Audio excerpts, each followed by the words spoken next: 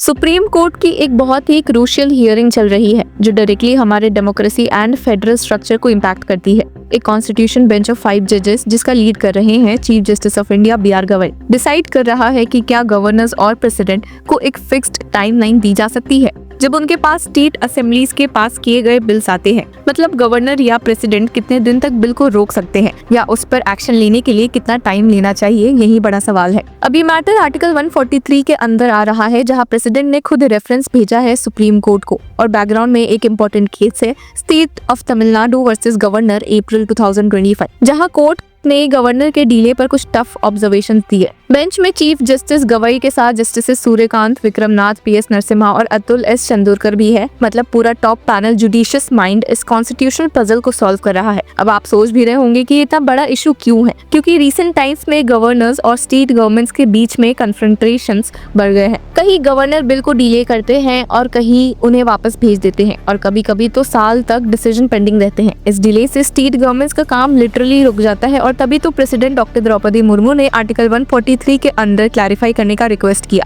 कि क्या judiciary timeline set कर सकती है या नहीं। अब इस हियरिंग में सीनियर एडवोकेट कपिल सिब्बल ने बहुत ही फोर्सफुल सबमिशंस रखे हैं। वे वेस्ट बंगाल की तरफ से अपीयर हो रहे थे और उन्होंने एक पॉइंटेड सवाल उठाया कि since independence have your lordships ever heard the president withholding the bill, what's the reason for that. इस पर सीजे बी.आर. गवई ने स्ट्रेट जवाब दिया कि it's the will of the people और सीनियर एडवोकेट सिब्बल ने तुरंत अग्री करते हुए कहा कि yes, because it's the will of the people there is an element of urgency, it has to be implemented immediately. तो देखिए यहाँ पर सीनियर एडवोकेट सिब्बल के एम्फेसिस ये थी कि जब एक बिल स्टेट असेंबली पास कर देती है तो उसके पीछे पब्लिक मैंडेट होता है और गवर्नर का रोल एक सेरेमोनियल स्टेप होना चाहिए, ना कि ऑब्स्ट्रक्शन क्रिएट करने का। सीनियर एडवोकेट सिब्बल ने और क्लैरिफाई किया कि जब एक बिल लॉ बन जाता है तो उस पर प्रिजम्पशन ऑफ कॉन्स्टिट्यूशनलिटी अप्लाई होता है। मतलब जब तक कोर्ट उसे अनकॉन्स्टिट्यूशनल डिक्लेयर ना करे तब तक वो लॉ वैलिड माना जाएगा। तो गवर्नर या प्रेसिडेंट का काम उस स्टेज पे बिल की कॉन्स्टिट्यूशनलिटी टेस्ट करना बिल्कुल भी नहीं है। ये जुडिशरी का काम है और जुडिशरी बाद में करेगी अगर कोई चैलेंज आता है तो।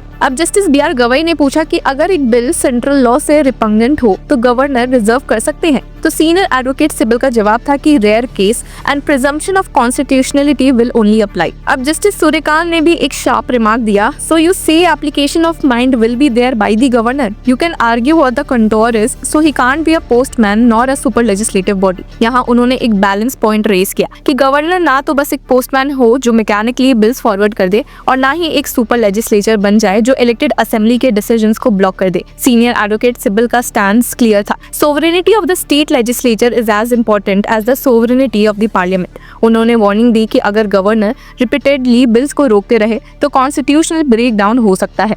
उन्होंने एक हाइपोथेटिकल एग्जांपल दिया, Suppose the governor sends a bill back, the assembly passes it again, and then the governor blocks it once more. What happens then? In that case, the law would never be implemented. और इसी को highlight करते हुए उन्होंने कहा कि let us not interpret the constitution to make it unworkable. Governor can not be given so much power. Senior advocate Kapil Sibal ने ये भी क्लैरिफाई किया कि गवर्नर के साथ कंसल्टेशंस पहले हो सकते हैं, लेकिन वंस बिल असेंबली से पास हो जाए तो गवर्नर को तुरंत एसेंट देना चाहिए। एक्स्ट्रा ऑर्डिनरी सर्कमस्टेंसेस हो सकते हैं, लेकिन वो भी रेयर एंड जस्टिफाइड केसेस होंगे। और फिर एक स्ट्रॉन्ग वार्निंग दी कि will of the people can not be subjective to executive whims and fancy. यानी गवर्नर का role will of the people का रिस्पेक्ट होना चाहिए, ना कि अपनी पर्सनल या पॉलिटिकल इंक्लिनेशन के बेस पर डिसीजन लेना चाहिए।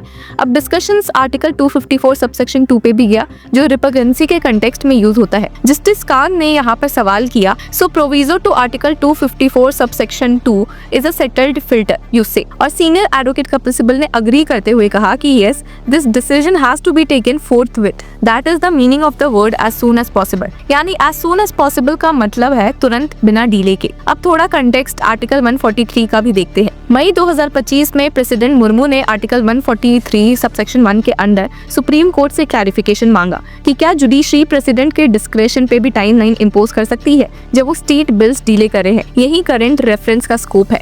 सुप्रीम कोर्ट ने अश्योरेंस दिया है कि इस मैटर पे रूलिंग कम्प्लीटली इम्पार्शियल होगी, बिना इस बात के फोकस के कि कौन सी पॉलिटिकल पार्टी पावर में है। यानी कोर्ट का फोकस सिर्फ कॉन्स्टिट्यूशन के इंटरप्रिटेशन पे होगा, पॉलिटिक्स पे नहीं। सीनियर एडवोकेट सिब्बल ने अपने आर्गुमेंट्स को और शार्प करते हुए भी कहा कि the concept of discretion is alien to article 200।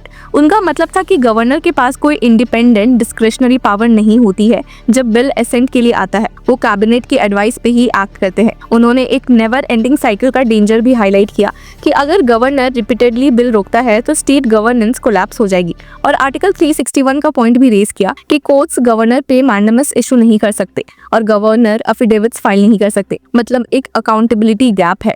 इसलिए इंटरप्रिटेशन ऐसी होनी चाहिए जो ऑब्जेक्टिव क्लियर करे, ना कि कॉन्स्टिट्यूशन को डिसफंक्शनल बनाए। अब सीनियर एडवोकेट कपिल सिब्बल की एक फनी मूवमेंट भी थी जब उन्होंने देखा कि कुछ एडवोकेट्स हियरिंग के बीच में उठ के जा रहे हैं, तो उन्होंने रिमार्क दिया कि if councils do not sit till the end of the hearing they should be heard at last. तो सीजे बीआर गवई ने तुरंत याद दिलाया कि you have done it too, और सीनियर एडवोकेट कपिल सिब्बल का रिप्लाई था ओनली टू सीक एडजर्नमेंट। अब कोर्ट रूम में हल्का सा लाफ्टर भी हुआ, पर सेंटर की तरफ से सॉलिसिटर जनरल तुषार मेहता ने पहले कहा था कि गवर्नर का डिलेज का सोल्यूशन पॉलिटिकल होना चाहिए, जुडिशियल नहीं। लेकिन सीनियर एडवोकेट सिब्बल ने स्ट्रांगली अपोज किया। उन्होंने एक सार्केस्टिक रेफरेंस दिया एसजी तुषार मेहता के रिमार्क पे कि it may not be 3 months but governor can not withhold endlessly. The court has to say this, you have to find a solution not over a cup of coffee but through correct constitutional interpretation. अब ये line highlight करती है कि Sibal judiciary को push कर रहे थे कि एक कंक्रीट प्रिंसिपल लेड डाउन हो, और एक बार फिर उन्होंने रिपीट किया कि बिल्स के पीछे प्रिजम्पशन ऑफ कॉन्स्टिट्यूशनली होती है। मतलब जब तक कोर्ट स्ट्राइक डाउन ना करे बिल वैलिड है। गवर्नर को उस वैलिडिटी पर डाउट करने का पावर नहीं है। उन्होंने ये भी कहा कि गवर्नर की डिस्क्रेशन तभी वैलिड होगी जब कॉन्स्टिट्यूशन एक्सप्लिसिटली कन्फर करे, अदरवाइज गवर्नर कैबिनेट के एड एंड एडवाइस पे ही बाउंड है। अब सीनियर एडवोकेट कपिल सिब्बल ने पुराने लैंडमार्क केसेस का भी रेफरेंस दिया, जैसे नेबाम रेबिया केस, जहां सुप्रीम कोर्ट ने गवर्नर को अनकॉन्स्टिट्यूशनल एक्शन के अगेंस्ट एक डिसमिस्ड गवर्नमेंट को रिस्टोर किया था। जस्टिस नाथ ने उन्हें कल्याण सिंह केस की भी याद दिलाई, तो एक लेयर डिस्कशन हुआ। तो ओवरऑल इस हियरिंग का मेन टेक अवे ये है कि the role of the governor and the president should be largely ceremonial once state assemblies have passed a bill. If the governor is given unlimited power to delay, it could lead to a breakdown of democratic governance. The role of the judiciary is crucial in defining the exact meaning of as soon as possible, and most importantly, the will of the people is supreme and should not be left at the mercy of executive whips. तो supreme court का final ruling अभी आना बाकी है, लेकिन ये clear है कि जो भी डिसीजन होगा वो इंडियन फेडरलिज्म एंड डेमोक्रेसी के लिए एक लैंडमार्क प्रेसिडेंट बनेगा। तो व्यूअर्स, आपकी क्या राय है हमें कमेंट सेक्शन में जरूर बताएं, और तब तक के लिए कीप फॉलोइंग लॉ चक्रा।